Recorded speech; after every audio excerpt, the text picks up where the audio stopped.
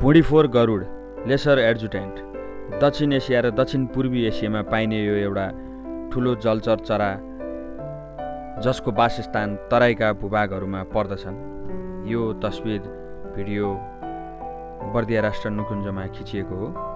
यसलाई IUCNले असुरक्षित श्रेणीमा राखेको छ, जसको अर्थ हो कि यो वन्यजन्तु लोपोन्मुख अवस्थामा रहेको छ र यो जोखिम छ। यसको नेपालमा सङ्ख्या तीव्र गतिमा घट्दै गएको पाइएको छ। मुख्यतया सिमसार क्षेत्रमा देखिने यो चरा सिमसारहरू तालतलैयाहरू घट्दै गएका र विनाश हुँदै गएका कारणले गर्दाखेरि मानवको हस्तक्षेपका कारण यी चराहरूको वासस्थान कमी भइरहेर यिनीहरू लोपोन्मुख अवस्थामा रहेका छन्।